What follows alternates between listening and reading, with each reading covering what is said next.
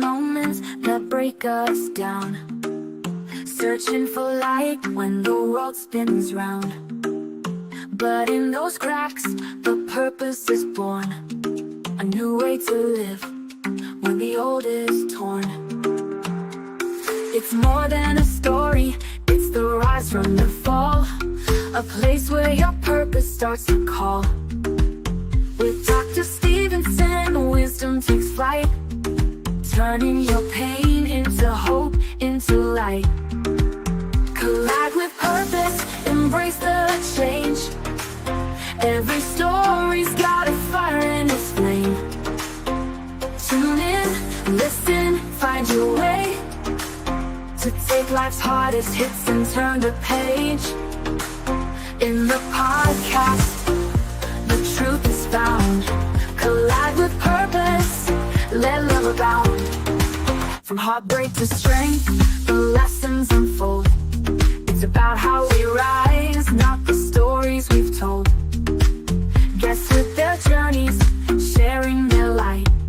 In every collision, there's power in sight. It's more than a talk, it's the wisdom we gain through every struggle, through every pain. With conversations that open the door to purpose, to power, to so much more. Collide with purpose, embrace the change. Every story's got a fire in its flame. Tune in, listen, find your way to take life's hardest hits and turn the page. In the podcast, the truth is found. Collide with purpose, let love abound. So come as you are, with your scars and fears. This is the place where the truth appears. Turn your trials into stepping stones. Find the strength to claim your throne. Collide with purpose, embrace the change. Every story's got a fire in its flame. Tune in, listen, find your way to take life's hardest hits and turn the page. In the podcast, the truth is found. Collide with purpose, let love abound. A collision with purpose, your journey starts here. In every conversation, we'll wipe away fear. Find your purpose, let your life ignite. With Dr. Stephenson, you'll find your light.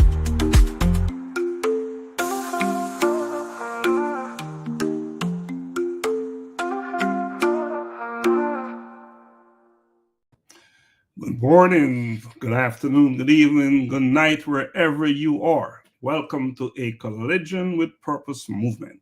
You're watching life-changing conversations to inspire action. Here we challenge you to reflect deeply and take bold steps towards transformation. I am your host, Dr. Laxley Stephenson. In each episode, we uncover the powerful life-defining moments that have shaped the lives of our guests. Ordinary people who have turned adversity into triumph. But this isn't just about their stories. It's about you, our audience. It is about your actions to ignite your purpose and create meaningful change in your life. Today, I am joined by a remarkable guest, Mrs. Juliana Kitenge. Together, we will cut through the noise, tap into your potential, and inspire action. The time for change is now. So let us get started. Let us dive right in. Today, I have the privilege of speaking with an extraordinary woman whose life has been a testament of resilience, faith, and unwavering compassion.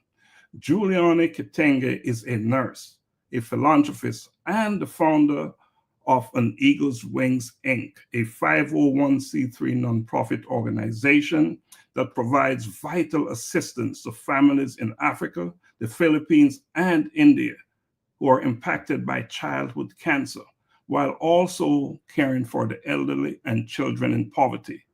Born and raised in Kenya, Juliana grew up in a world of contrast. Her family had wealth, but she was deeply aware of the struggles of those around her.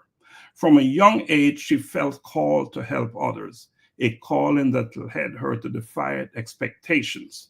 Now, without further ado, let us welcome Juliana to our life-changing conversations. Hi, Hello. how are you? I am doing good. How are you? Awesome, awesome. So happy to have you here today. Me too. I'm glad I'm here today. Wow. Juliana, you have had an interesting life. Can Yes, you I am. share a little bit about what was it like growing up, those early days in Kenya? I was born in 1973, so to say. So it was early times in Kenya, and for me, I was born in a well-to-do family. I never lacked for nothing, but I had this curiosity of why people didn't have. Since I was a little girl growing up, my neighbors were not, they didn't have anything. But when I could see us, we have so much and they didn't have, I always ask myself questions. Why don't they have? But nobody could tell me why. It's God's choice. God created them like that. But it was the beginning of a great future for me to do what I do today. Wow. That question. Have you figured out an answer to that question? No, I'm still figuring out. You're still in pursuit of that answer. Yes, because I want to see the end game. Hmm. I want to do the maximize potential that I have. I want to serve as much as I can till my eyes go dim. Wow. That's serious stuff you're talking about there, till your eyes go dim. Yes, And that is it, till you can't do anymore. Huh? because why are we here? There's so many people in the graves today. Why are we alive? You ask yourself every day life when you wake up, you're okay. Why did God give you another day? Hmm. There is a reason, there is a purpose, but you have to find that reason within you and rise up and do what you were brought in this world to do. Wow. And we're going to talk about that today. What Yes, you were brought in this world to do. You know, yes. if you had to describe yourself in one sentence, what would that sentence be? Just a simple lady, Hmm. a wife, a mother of one, a nurse by profession, a founder and an entrepreneur, and a woman who is so passionate about serving the less fortunate. And above all, I love God. Love God. Hmm. And that's a big, big, big, big, big piece of it all. Yes, yes, Because that question you're still pursuing, that's where you'll find your answer, right? yes, That's where you'll find your answer. You know, it's interesting how we connected. yes. Interesting. Do you want to share a little bit about how we connected? I will tell you this. So it's like divine intervention because I've been wanting to talk about my story 5 years, but I never had the chance to do it. But one time, a friend of mine told me about a friend who is suffering from cancer, Elizabeth. And I told her, Elizabeth, give me a call and we'll talk and see how I can help you. And we had a good talk. And we never talked about you that time. It stayed a long time and we went on and we were talking about helping people more. And he said, I have a friend of mine in Atlanta. You can connect with him and see how you guys can do stuff together. And that's how I got to know you. Later did I know that God had a plan, which which I didn't know. Like, he plans our life in a way that we don't even know. Now here I am talking about my story, about the questions that people ask. Why do you do what you do? Why did you come here? Why did you do this and that? And now here I am in your platform talking about it. And I'm grateful for God for that. Thank you for that answer. And I know Elizabeth is watching. Hi, Elizabeth. Thanks for joining us. We appreciate you coming on. Thanks, Donna. Thanks for joining us. And anyone out there who's watching, we appreciate you joining us in life-changing conversations to inspire action. And today, my guest is Juliana Kitenge. And I want to make sure I pronounce it the way that it would be pronounced in Yes, it Kenya. is. It is right. Mm-hmm. Keep it real tonight. Yes, yes. Keep it real. And I say tonight because it's nighttime in Kenya and it's daytime Yes, here yes, in the United yes, States. So interchangeably, I will use night and day. So, there was a major influence in your life, someone, your grandfather. mm-hmm. Yes, Samson is his name. And yes, he it is. played a major role in shaping who you are today. What are some Yes. of the most important lessons he taught you that you still live by today? Yeah, my grandfather, may God continue resting us soul, his soul in peace. He died when he was 107 years. He was a man of integrity. He was a noble man. He had a big heart. And he struggled so much to gain the wealth for a family. But when he got rich, he had a heart for the poor. He will give a lot. He will give the church. He will do, everything. He is the first guy who brought the missionaries to Kenya. He will, give them land to build churches and that. But one thing that he used to tell us every year when we meet for Christmas, he would tell us, be kind, be selfless, give unto others who have nothing when you can. Share, learn how to share. And one thing he told me, like, see people for who they are, but not what they can give you. Wow. And I ran with that. And that time I remember I was 11 years old when I was, seeing him, one thing he used to do, which was very tremendous for me, he will get these, in Africa, there are so many people walking the streets, they are sick, they have, mental illnesses that they don't have, they're not taken care of. He will get those. They're very schizophrenics that will just beat you off. But he will take them, he will feed them, and they became his friends. When they see him, they are not violent. They will go with him, and that touched my heart. You can touch somebody who is so far gone and reform his soul and become something useful in the society just because of giving her a plate of food. Mm. And I ran with that, and I wanted to be like him. I wanted to be my grandfather. I live his legacy even today. I want to make him proud wherever he is. Grandfather, you told me right. Mm. So I think there's your answer. What thing that attracted you to wanting to help Mm-hmm. was that lesson you learned about kindness from your grandfather. And what Mm-hmm. age did you say he passed again? He passed away a long time ago, but he was 107 years. God graced him with so many years. That's what I wanted you to say. He was 107. What was it? 107 years? 107. Wow. 107 years of giving back. Yeah. Of giving back. And that was just how he blessed others, and God used him to Yes. bless others. Kept him so long. Yes. So long. That's powerful. Wow. May his soul rest in peace. Because Amen. and his work will never end, by the way, because you are carrying on his work. Isn't that amazing? Yes, and I am the only one who does what he did in life in my family. And I am No, so proud of him. we're in Kenya. Can you tell us where in Kenya you're I am born in eastern part of Kenya. That is Machakos. People in Nairobi right now, they know Machakos, eastern Kenya, Makueni, those sides of Kenya. Not western, but eastern. Kenya is eastern, western. So I am from eastern Kenya. from Eastern Kenya? Mm-hmm.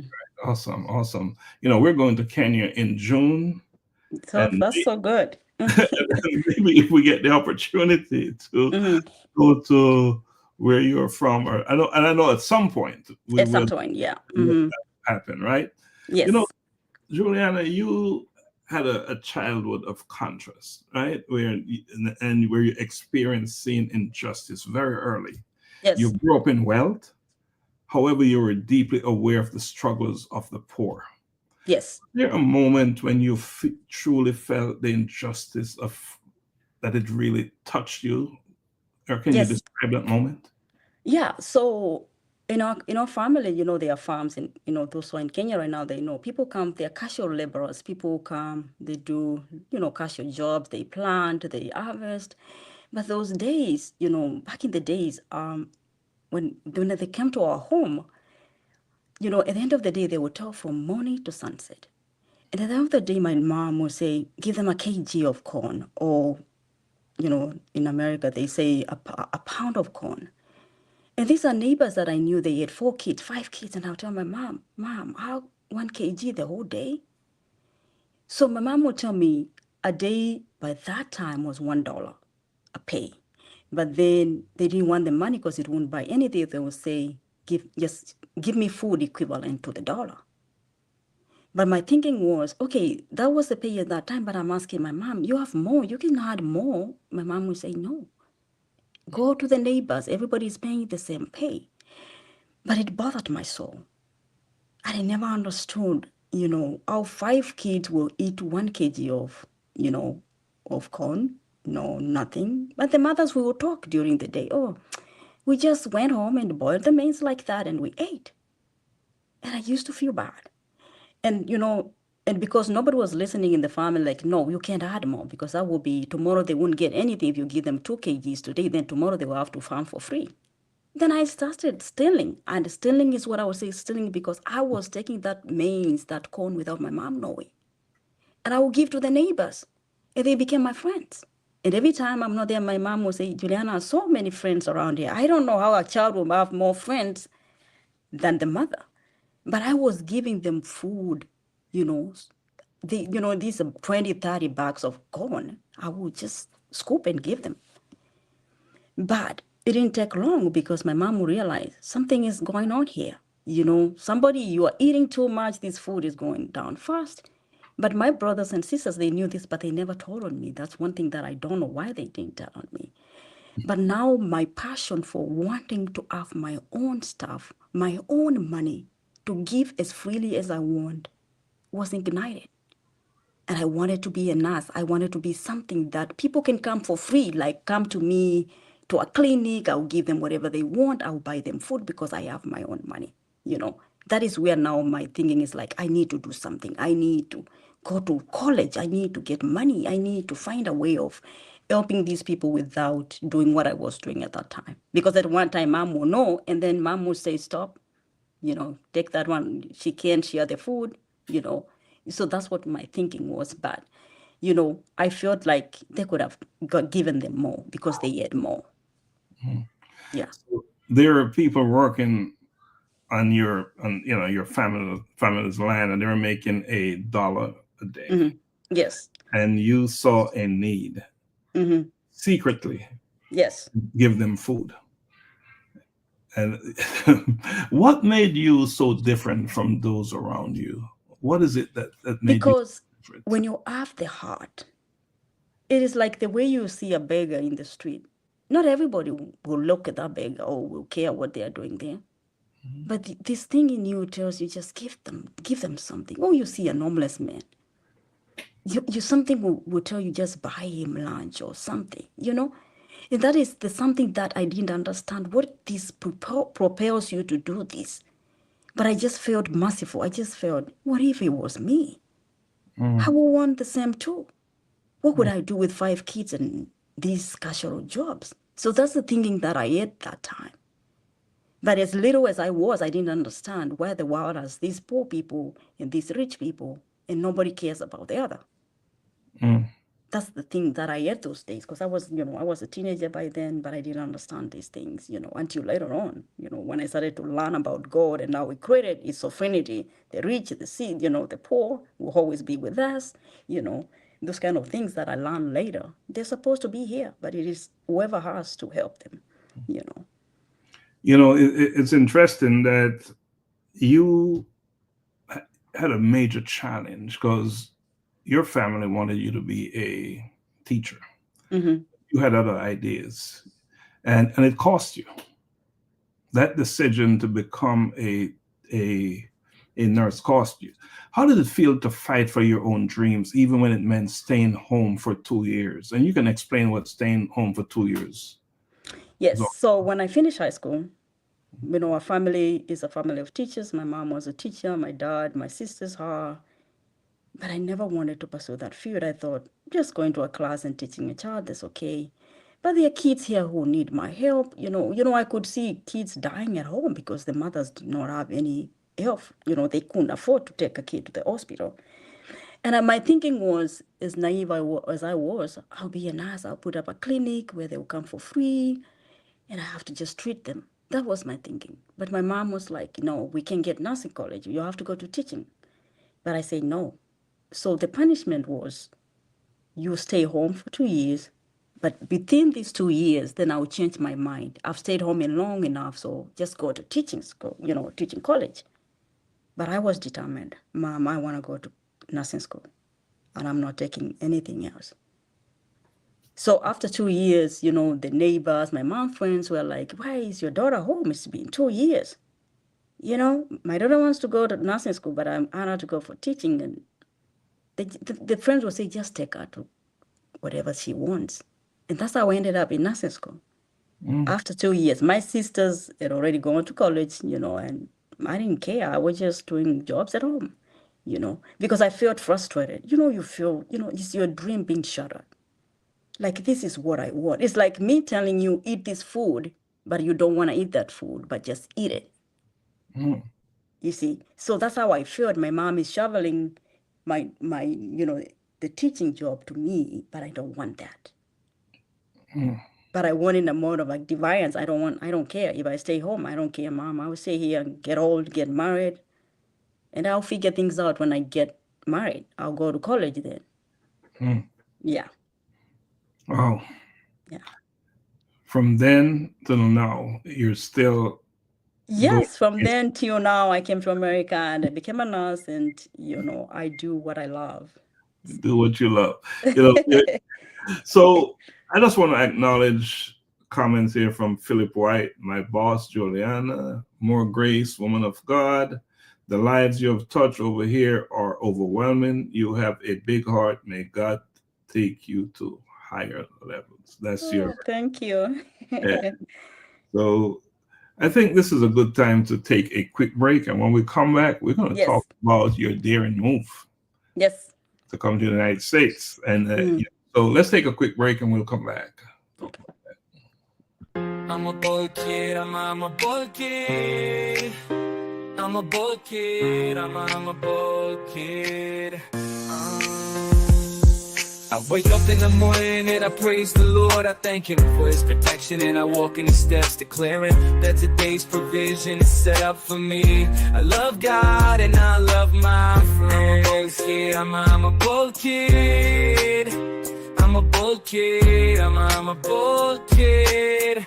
I put on my armor and I read His word, blessing come out of my mouth. Cause I know to whom I belong, I am bold for Christ. Holy Spirit dwelling within me, carrying His presence wherever He sends me. I'm a bold kid, I'm a bold kid. I'm a bold kid, I'm a bold kid. Loving others as He told me to pray for healing, miracles to see, knowing my identity in Christ, He is in me. I am a bold kid, He loves me, standing firm on His word, proclaiming everything I heard, not afraid because He is with me. Be bold.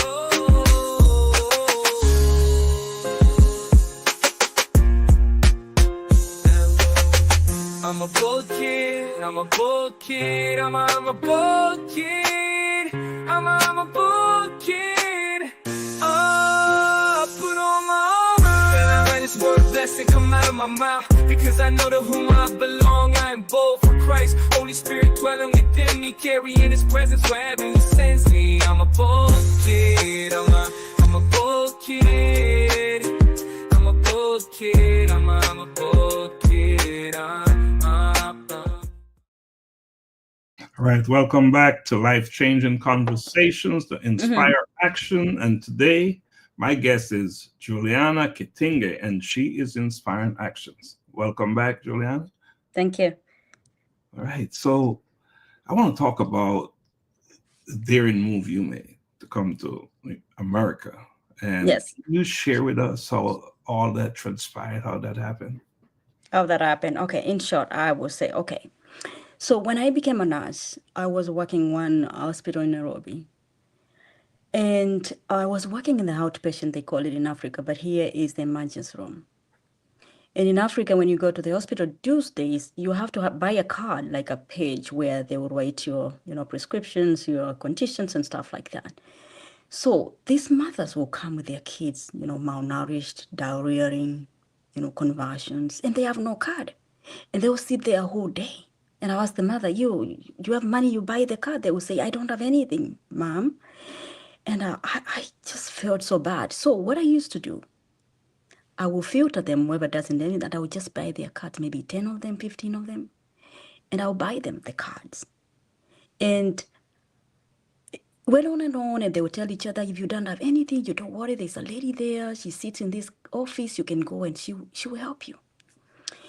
And now it ended up that I used to use all my pay. I was getting paid $50 a month. That is very little, equivalent to 6,000 Kenyan shillings, which was very little by that time, or which was a lot of money by then. And I used to use all the money that I had. And one day I remember my husband telling me, I need you to pay something because I have one thing to do.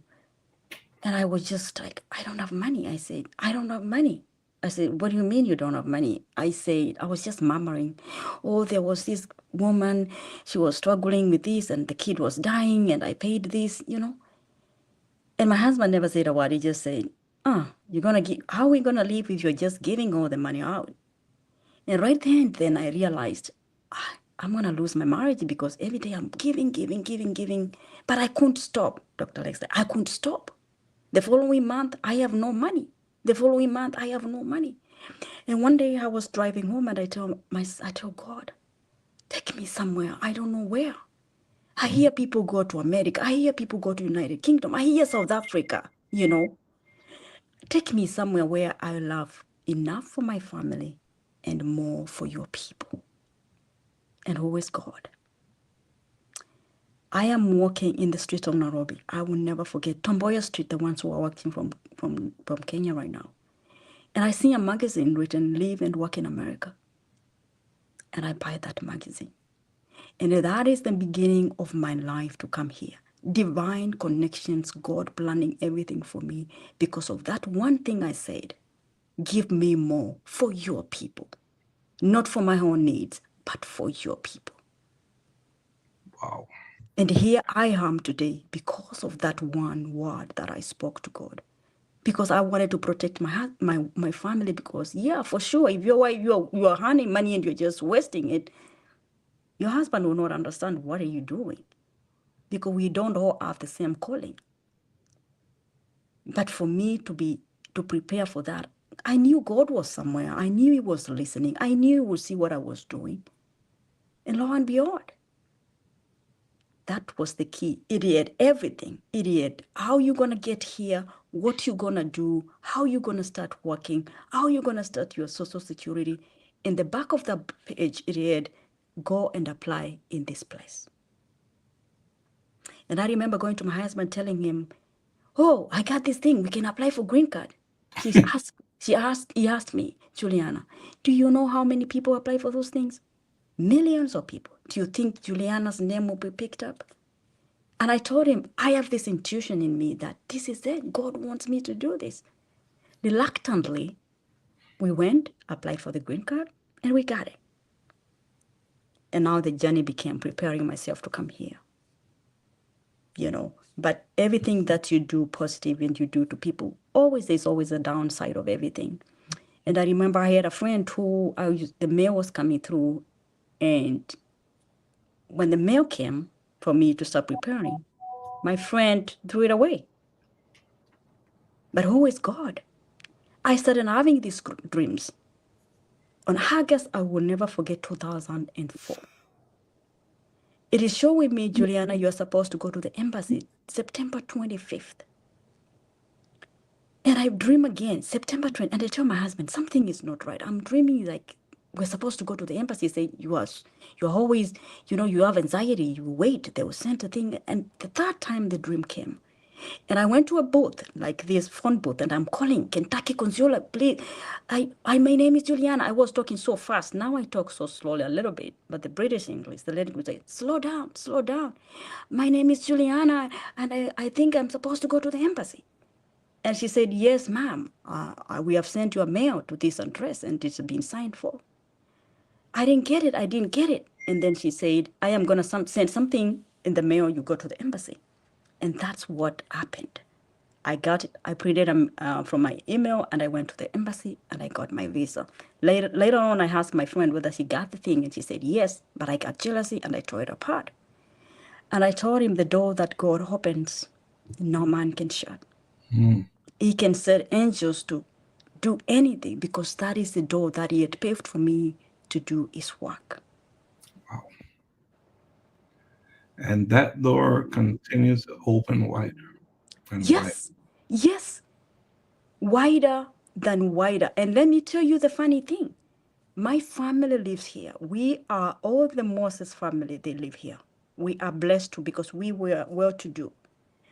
We are 30 of us from the same family here in Indiana. But God did not use either of them so that nobody takes the glory. I'm the one who brought you here, or I created the path to you to come to America. I came on my own ways, God's terms. So you had family living here? Yes, I had Oh, family. My uncles, they came here in 1973, and they have been here since then. I was a little girl when they came here. I was a year old. But God never used them. He used his own ways, his own means, because he doesn't like sharing his glory with anybody. He doesn't want to say, you see how she's going? It's me who brought her here. And you saw that ad in the paper. Yes. And you did the foolish thing, because who would apply? Who would, just like your husband said, thousands of people will apply, right? Yeah. But you didn't listen because But I had this, the intuition in you, like, this is it. I think this is it. Wow. And guess what? It was it. It is. It was it. And the journey begins. The journey begins. And my husband, I got a visa, and God wanted my husband to stay back in Kenya because I knew he would be the stumbling block of whatever God had planned in his own ways. And talking about your husband, right? That's a story in itself. Yeah. But one of deep commitment. Mm-hmm. When you first met him, he had little, yes, financially, but yet you chose him. Yes, because there's power in the words that we speak.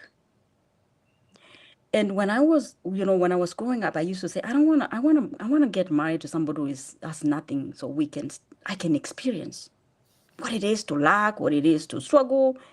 I was just saying these things casually. I never knew that. And my husband is an engineer. He was working in an hospital that time, a hospital engineer at that time. And the school that I went to college, that's where I met him. Mm-hmm.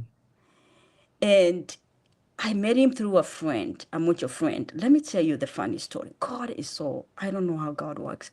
So my dad had a friend who was his age. The father was a friend, and he said, oh, my daughter is going to college in this place. And that guy was the head of the department. And I get there, and he's taking care of me, and he starts to be my friend. And then he introduced me to my husband. And one time, the guy could not take me for dinner or something, and he took my husband. I said, Julius, go with him. Go with Juliana. I'll be coming there later. But it was all God planned because we went there, and we sat there, and he started talking about his life and, his struggles of life and how, it's always good to be resilient. He's a very smart guy. As long as you have brains, you can do anything. You have to be tough. You have to fight. You have to, And then he gave me a story of his family. He was the firstborn, no mother, no father, raising 5 siblings. Mm. The day I went to their home, there's nowhere to sleep. We could go and go back home. I've never seen poverty like that. You couldn't even cook because the kids are so many, you cook one pot. I could cook because I can't cook the food. It's too, big pots, But I was happy. I enjoyed it, And that is the bad decision I made for my life because my husband today is my pillar. He is my everything. He is my, he tells me you can do this. He supports me wherever I go. I travel around the world. He would drop me in the airport. He would get me back. And people will ask me, Juliana, do your husband think you can go be doing other things out there? No, because he knows who he married, and I know where we have come from nothing to where we are today. But I embraced the experience and I loved it because now I knew how it is to stay without food, to want for money but you can't have it, to want so little money and you have all these responsibilities, but still you are smiling, but still you are happy. And it's nothing. You just live a life as it comes, one day at a time. You know, it is so interesting that most women want to marry into a situation that is going to be secure financially and uplift them in a certain way, right? You, because of what you're drawn to and because of the work you're drawn to, you had to experience certain things. Yes. And you chose to marry because you wanted to know what it was like, Yes. to know what it was like to live like like the people that would become the purpose of your life, to serve them. And because I wanted to relate. Yeah, you want to relate. Yes, I wanted to know when somebody tells me, Juliana, I have no food today. I know what it is. Juliana, I have only one dress that I wear on Sunday. The rest of the days, I just wash it at night and sleep. I can know what it is because I saw it firsthand. Not only you're walking the talk, you have to walk in that same space. Yes. And it is something that drives you, a force that you don't understand. Because who wants that? Who wants to go live a poor life when you know you had a better life? It's something that the passion is like, it ignites. It's like it lights and you gotta go. Something is driving you to these things, to preparing you for what you are planned to do, And life was not always a smooth walk for you. You had a child that there's a situation there. If you want to talk about that. Yes. So the first time, I get married, a good wedding, big wedding and everything. And like everybody, every woman, I wanted my firstborn. But I had a premature labor at 6 months and my child was preemie. And she was born in a hospital that was not, well equipped because I was traveling and all of a sudden I started having labor pains. And for me, I thought, I'd bled so much. I thought, the child had died. But when I pushed the child out, the child cried. The little baby, like maybe, I don't know, an inch or, And we had an incubator there and, they tried to, save her, but she couldn't. They couldn't. So the baby died. And I was devastated, I was devastated. But what I've learned in life,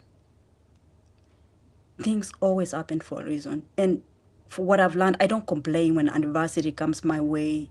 It is God preparing you to the next glory, or rather to the things that to toughen you up, to face these things so that one day there will be somebody who will ask you such, what did you do when this came to you? And you can tell them. You fight. I know I was depressed for a while. I felt bad, but I had to rise up and look for the future because that is that. But I gotta rise up. God will give me another child, or if He doesn't give me any, then something else will come. I will adopt a child or something. But as a woman, you know how we feel. And when you're married, people look at you. Oh, she can't have babies or whatever. You have all this going around your mind. So all the time you want your own, even if you adopt one. And later on, I wanted to get another. I told God, give me back my girl because I wanted a girl child, and I got Sandra now. Yeah.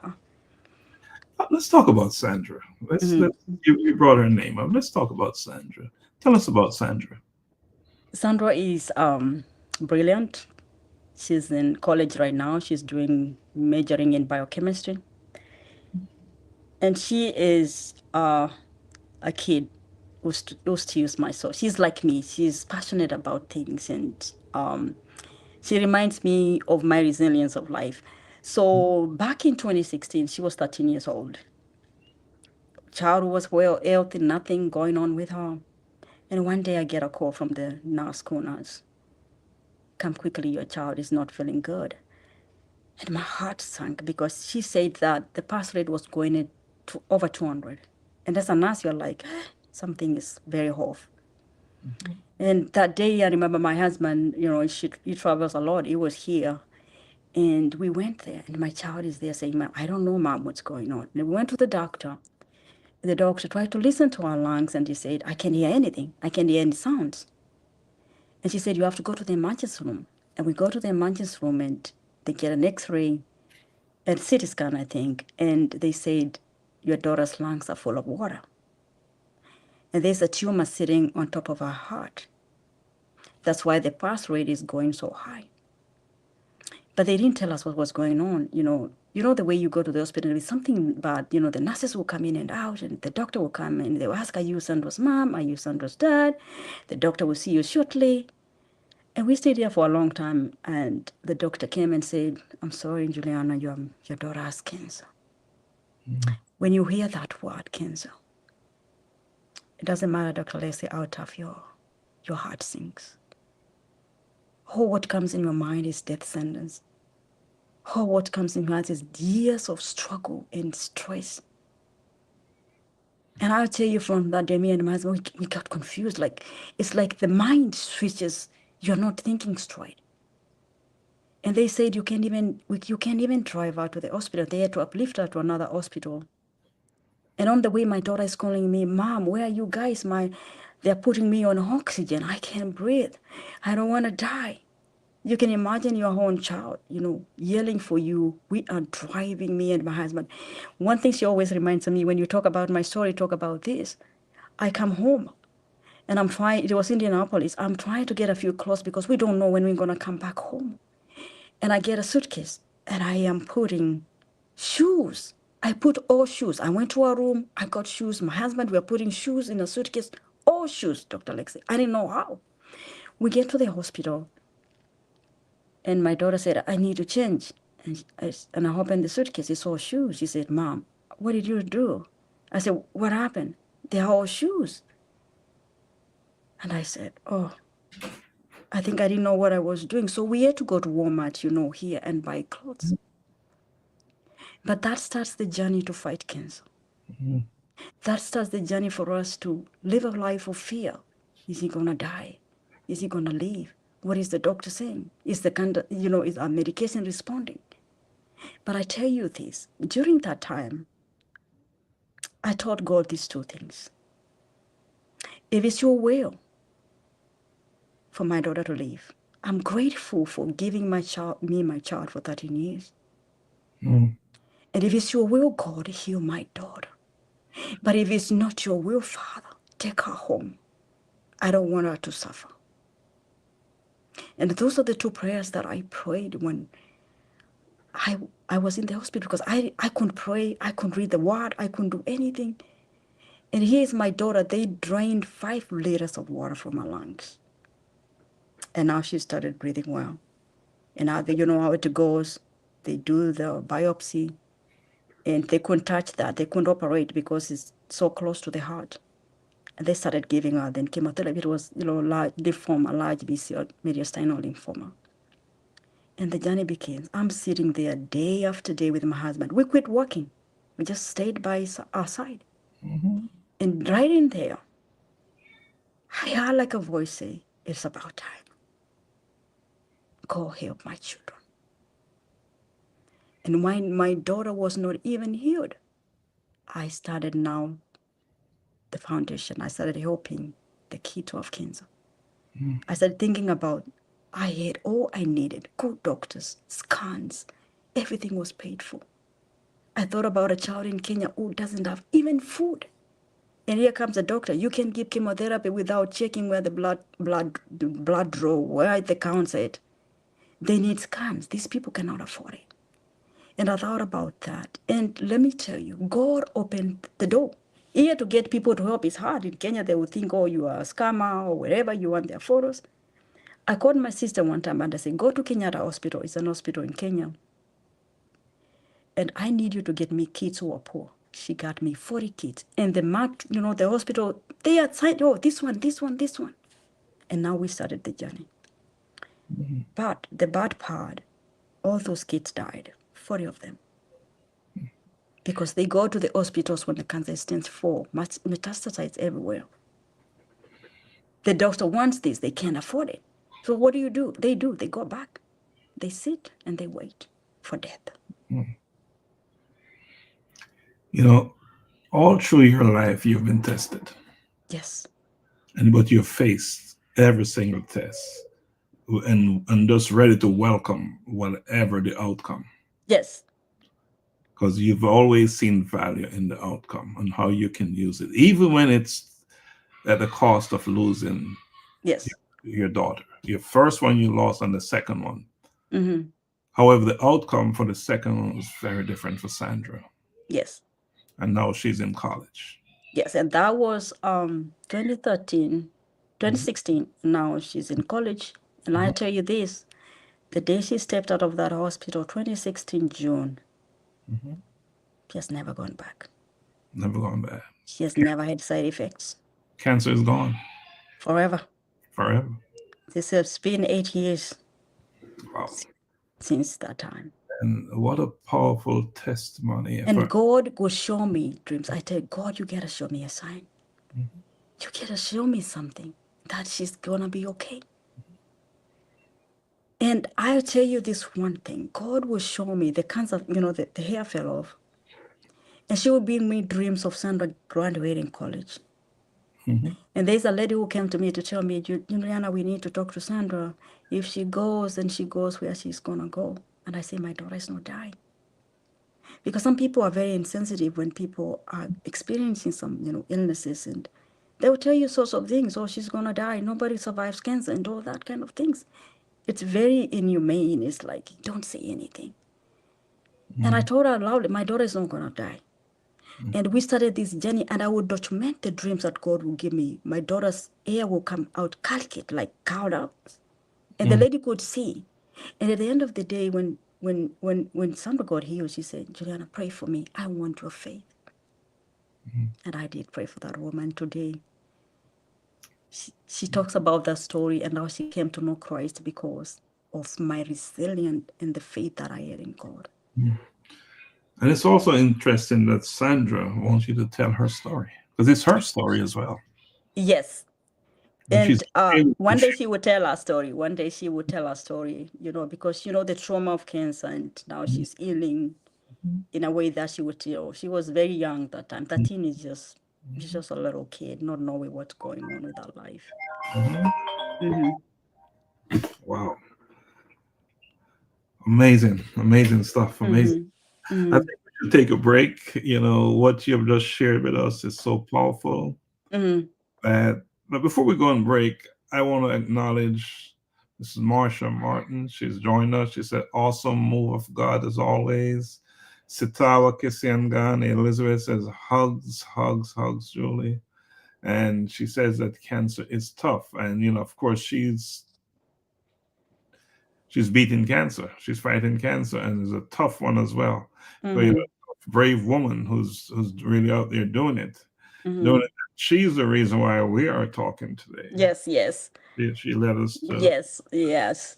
So big up, Sitawa Elizabeth.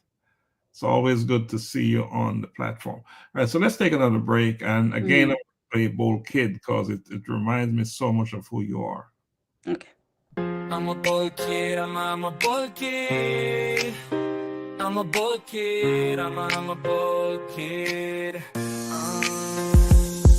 I wake up in the morning and I praise the Lord. I thank Him for His protection, and I walk in His steps, declaring that today's provision is set up for me. I love God and I love my friends. I'm a bold kid. I'm a bold kid. I'm a bold kid. I put on my armor and I read His word, blessing come out of my mouth. Cause I know to whom I belong. I am bold for Christ, Holy Spirit dwelling within me, carrying His presence wherever He sends me. I'm a bold kid, I'm a bold kid. I'm a bold kid, I'm a bold kid. Loving others as He told me to pray for healing, miracles to see, knowing my identity in Christ, He is in me. I am a bold kid, He loves me, standing firm on His word, proclaiming everything I heard, not afraid because He is with me. Be bold.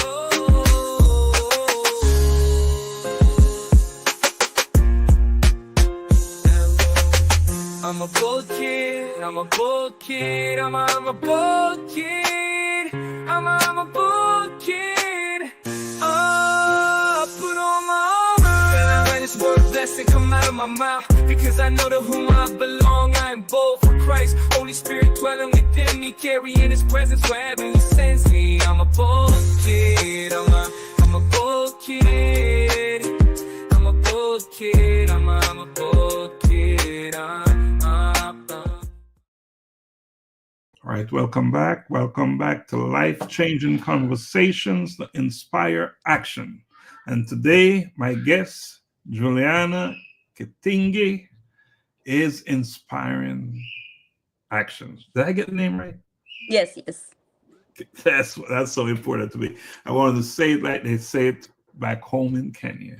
All right, so we've been talking about Sandra, about you growing up in Kenya and how you had to face adversity every step of the way, and your choices and your decisions, and most of your decisions were always to experience life Mhm. in a way that you have not experienced it before, because you thought it was so important to live it Yes, and know what it's about, yes, which also empowered you and strengthened you to go out and do the work, because now you know what people are actually dealing with. And that's yes, such an interesting but powerful move that you made. But now let's talk about the birth of On Eagle's Wings Inc. But that's a yes, big piece of what you do. yes. Talk to us about that. How did that come about? So during that, though, the thing is, when I get to America, settling in a new place is hard. And it took me a very long time to go back now to what I had told God I'm going to do. And God has a way of waking you up. God has a way of like, it's about time. I didn't bring you here for this and that and that. You kind of settling in life. I'm going to do it after some time. I can start next year. But during that time of central sickness, then I had all the time because I didn't work, and I sat home and I said, what if God is trying to tell me, I got this. God, do what I called you to do. And that is the time I started, the nonprofit. And I got people who came and helped me to draft the bylaws, to build the websites, without me having to ask for it. I have people who know this is how you draft it. They draft the bylaws for me. I applied to the government here and everything went so smoothly. That what I knew, God was in this. God was in the planning. God was in the purpose. But the thing that I take about Sandra is this is what he wanted me to do. But without an experience of what you're going through, I would just say, oh, I wouldn't have a connection. But I have a connection with cancer things, and I have a connection with the feeling, the fear, the agony, the fear of death even. Every time I hear my daughter cough right now, I was, oh, are you okay? Is it back? Is it coming a secondary cancer? Because the doctor will tell you, oh, some of these medications we give, they may bring secondary cancer, so you gotta be very aware of what's going around you. But how do we overcome that fear? I had to overcome it, and I had to fight and start helping people who are so more hopeless than I am. People out there who doesn't have any, social circles where you go vent like here. Or I usually tell people the poor always relate with the poor, the middle class with the middle class, the rich, the rich. So who they discuss about their issues around their circles, which of the poor, they have nothing. They just borrow each other. Do you have anything I can eat today or whatever like that? So I wanted to be their shoulder to lean on. I wanted to be their place where they can come and cry. I wanted to hear their story and know how I can help them better. And so that's how this organization was born. But after I lost the 40 kids, I went into a grieving mode because I had bonded with these kids. I had hope that these kids would be okay.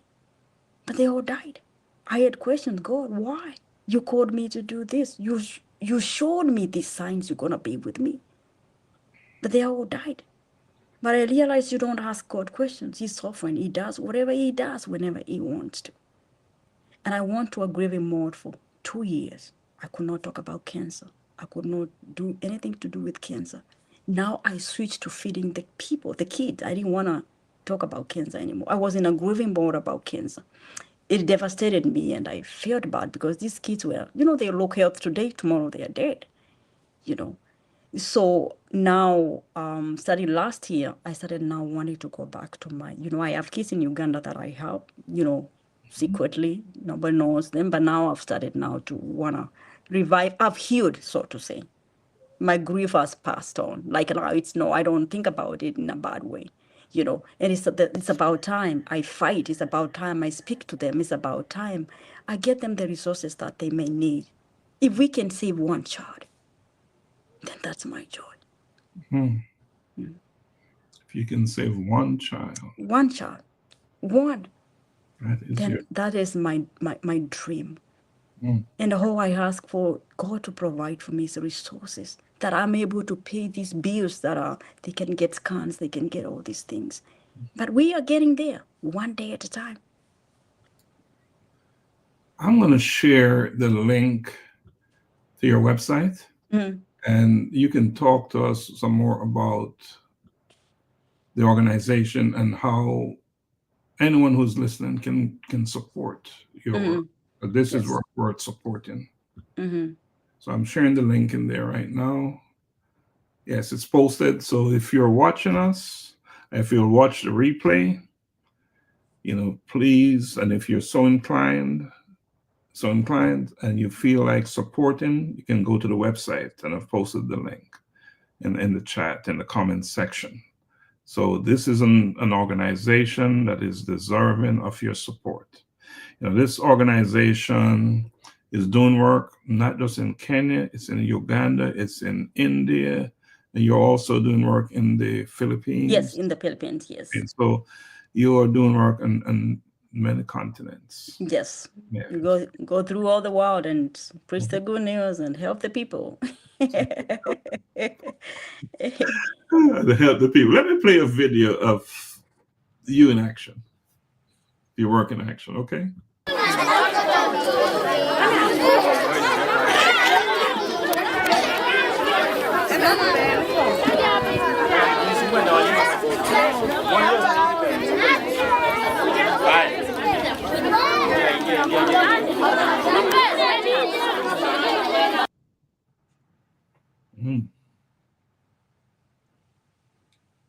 I'll play another video, then you can talk about them, okay?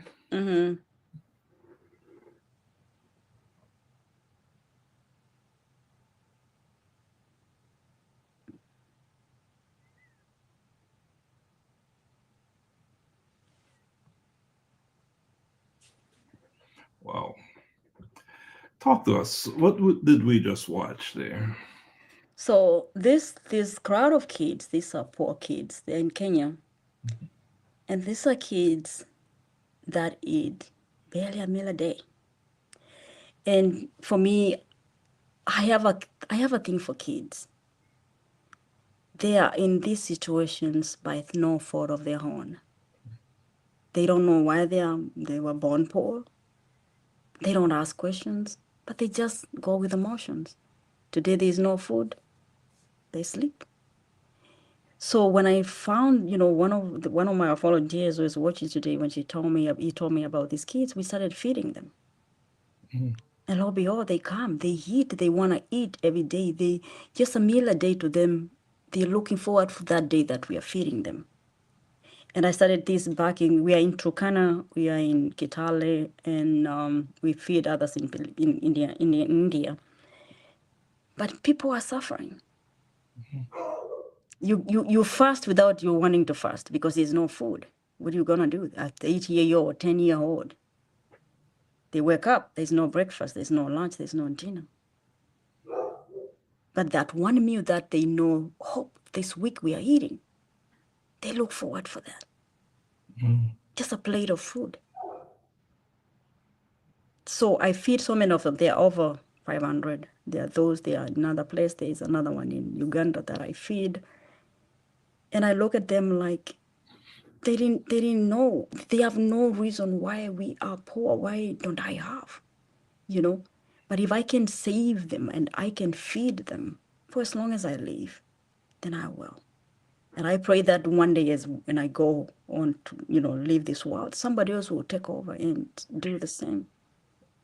Just like your grandfather. Yeah, yeah. And then, yeah. I pray that you get 100. Yeah. And then these other ones, those are kids, as smart as you see them. They are kids struggling with cancer, different kinds of cancer. I've been with them since 20. Some of them have died along the way, but I have around 20 of them in Uganda that I support. 20 in Uganda. Yeah. And there are so many. I just take a few because I can't take all of them. So I just choose the worst ones so that I can, support them. Because a doctor tells you, go feed your child good nutrition. Mm. You can't afford the food. What do? The kid, no nutrition, no money to go to the hospital, no money for scans, nothing. So these kids, they sit home and wait for the day they die. It's interesting that you say they're forced fasting. Yeah. Forced fasting. That's an interesting perspective, right? Yeah. Forced. Again, let me acknowledge Esther Okiochi. I don't know if I have the pronunciation right. We love you, Juliana. You are a great woman of God. Thank you for being there for us. We have Dr. Garfield McCook, my co-host and one of my other podcasts, Bridging Generations. He said, interesting that irrespective of where we live in this world, we all share a common denominator. We're human. True. Mm-hmm. We all feel joy and we all feel pain. God's blessing to you, Juliana. Thank you. Thank you. Yeah. Quite a story here. It's unfolding in this conversation and life-changing conversations to inspire action. Again, my guest is Juliana Kitenge, and we are talking about life. We're talking about life, and much of what we're talking about today is cancer. Cancer. So when a child that you're helping doesn't survive, and I know you lost a few, how do you process that grief? It's hard because these kids, when you have a heart, they become your own. And for me, it's like reliving that pain of cancer again and again and again. Because I've been there, but though I've not lost my child, I relive it. The fear that I feared has come to one of my kids. And it is something that you can relate. And, every day a kid is passing on because of cancer. I feel worse. It's a day that I can't do anything. I just sit there and just think about it. And, you question, could I have done something better? What can I do better? What other programs can I introduce? Maybe awareness, maybe, I don't know, screening. Those are things that come in mind that we can get them in earlier when the cancer is not metastasized. Those are things that now I think about. What can we do? Now, where do I get the resources for these things? Those are things that apart from what I'm doing now, I need resources that I'm able to travel or get people who can do these things for us, So those are things, but it's a grief that is relentless. Like it's always on you. And every time I hear, oh, he's in the hospital, he's not doing well, and tomorrow say, so-and-so has passed on. Then you just feel bad. You're human. You want them to live. That is why the core purpose of what I do. I want to support them. I want them to live. I want them to be a testimony of what, serving the humanity can do, But at the end of the day, it's God's sovereignty. If some live, others die. We have no control of that. No. Yeah. That is the brutal reality. Yeah. Something you cannot control is life. Yep. Yeah. Yes, you can. Now, where do you see Eagle's Wings expanding to next? You're doing work in Africa, you are in Philippines and India. Can you expand anymore? Where else can you go? I always tell people where He leads me, I will go because He will provide. And this is my philosophy, or rather what I use. A little milk in every house. Say that again. A little milk in every house. Mm. If I can give Kenya a little milk, Uganda a little milk, India a little milk, Philippines a little milk,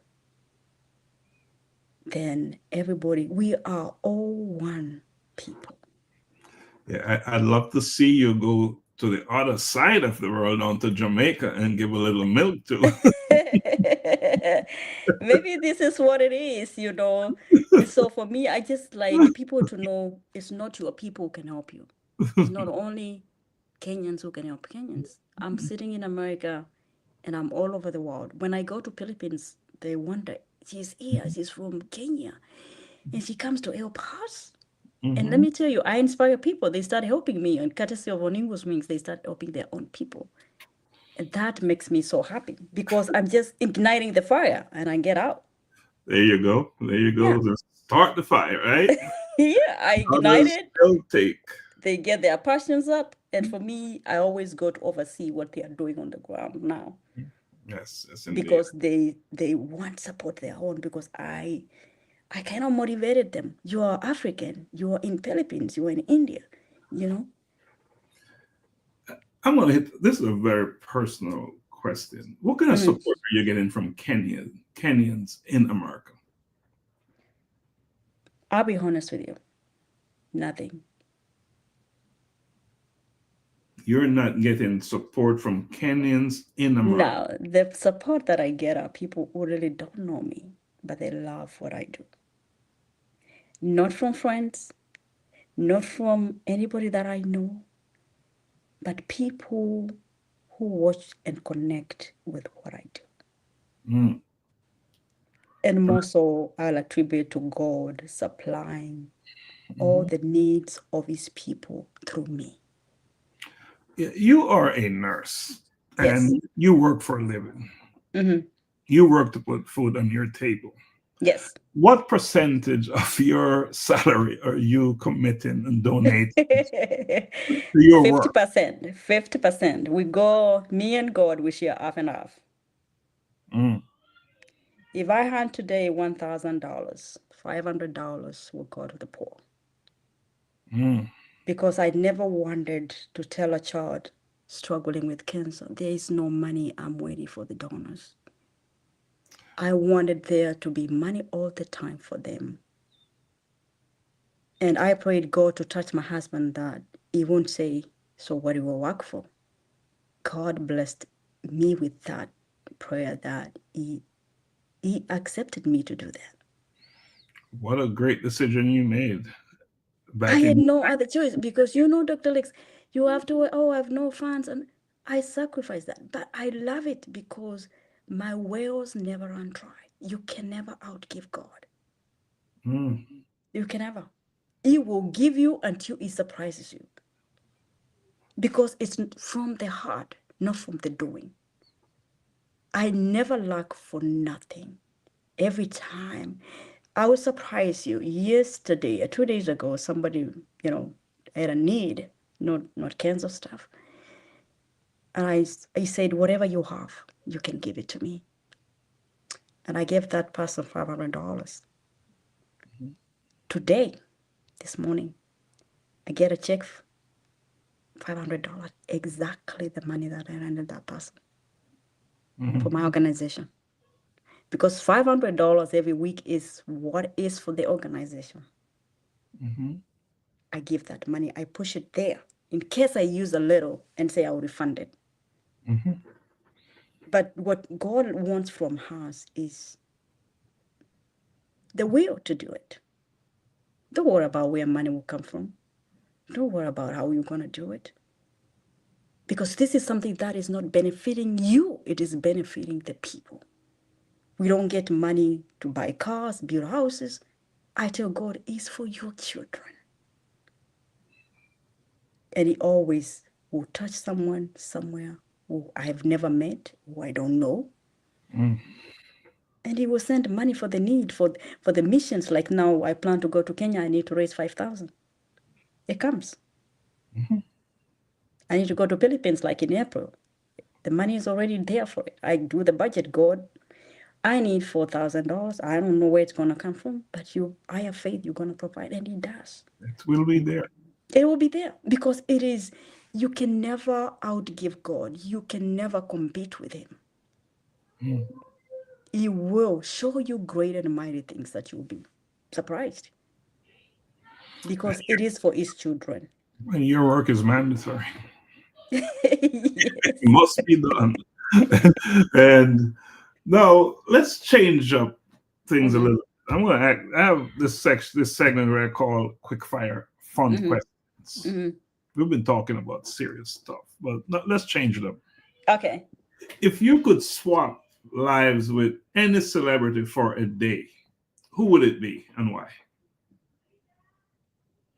Oprah Winfrey. Why? Because for me, he has showed me you can become anything you want in this world if you have the resilience, the fire, and the will to do what you want to do. Nothing can stop you. And she's done it. She has inspired so many women, so many people. All right. Yeah. She came from nothing to what she is now. Man, color purple. Great stuff. All right. What is the weirdest food combo you secretly love? The weirdest one? The weirdest food combination that you secretly love? Rice and meat. Okay. Rice and meat. Yeah. I'm not gonna ask you what kind of meat. All right. If you had to be stuck in one decade forever, which one would you choose and why? In the heart with the poor to serve them for eternity, if that could be possible. All right. If your life had a theme song, what song would you be playing every time you walk into a room? Tomorrow will be a better day. Keep on the hope. All right. Tomorrow will be a better day because it will. Today is your best day, but tomorrow will be a better day. Yes. Always. All right. Awesome. Well, man, time go by so fast. We're running out of time. But, I want you to get as close as you can get to the camera. I want you to look in the camera and speak to one person and say thank you to that person for what they've done for you personally. You can call it name. Okay. The one person, first of all, my mom and dad, for giving me education. That's two. All right, we'll take it as one. Bringing me to this world, teaching me the hard way of life, and later on, believing in my dreams. Yeah. Wow. Moms and dad, we're gonna join you together and make both of them, both of my dad and mom. They are my. What you're doing is powerful. What you're doing. Wow. Later in life, they value what I do and it motivates them. Awesome. Can you share their names with us? The names of my parents? Yes, please. My dad is Thomas Morrison. My mom is Monica Thomas. Awesome. Thomas and Monica. And then I can add my husband. Okay. He has been my pillar, my everything. He's my, what do we call it? Test check. If I have to do something, what do you think about this budget? You analyze that. What do you think if I go to Kenya, if I do this? He has been there for me. And I thank him for giving me the privilege to do what I love doing and supporting my passion. Wow. And the world saying thank you to him. And his name is Julius Kimoyo. Julius. Thank you, Julius. Appreciate you. And thanks for what you do and for the support that you provide to Juliana so she can go out there and do what she enjoyed doing. Yes. what she's good at as well. Yes. So, Juliana, is there, if this is an opportunity for you to add anything else that you'd like to add before we go? I know we didn't cover your story. Yeah, we will do it another time. And this is what I tell people out there. They have, everybody has something in their heart that they will love. If I had this, I would do this. If I have this, I would do this. I urge them to rise up and do what you love. You don't have, we are all not called to do help people, humanity and stuff. There are other things because these things are interconnected. I need somebody who can do my my website for my organization. Service to humanity is all interconnected. I can be the donor. There's somebody on the ground doing the ant work, and me, I'm here organizing everything. So people are out there saying, I wish if I had money, I could start one person at a time, one thing at a time. And you'll be surprised when you open that door. Support will come from all directions because it is for the good of the people. So my fellow Kenyans, if you're watching, my fellow Americans, if you're watching, find the purpose in your heart. Just ignite it one day at a time. And how could it be all of us singing the same thing with different passions? The world could be a better place for all of us. So thank you so much for hosting me, and thank you for listening and who will listen later. May God bless you all. Wow. Well, Juliana, I just want to say thank you, not just for being here today, but for the work you do, because that's more important than being here on this platform. Yes. The lives that you have touched and the heart that you have shared with us on this platform today.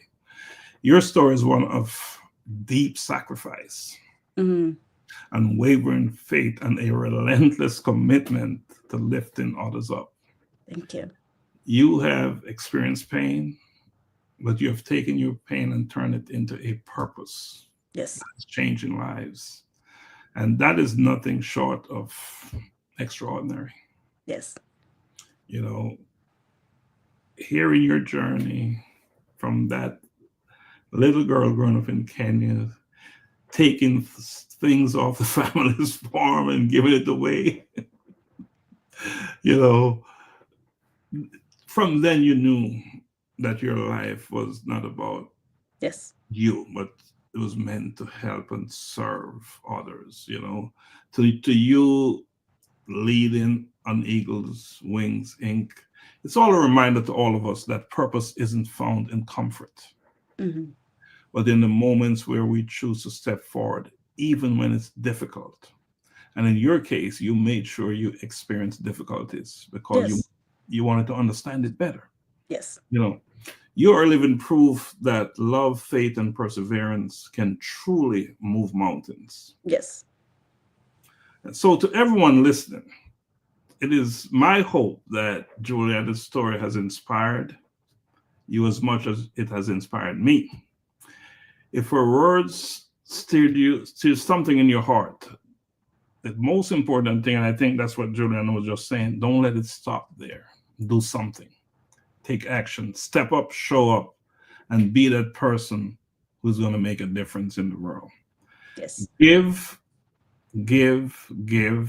and you don't have to have a lot to give.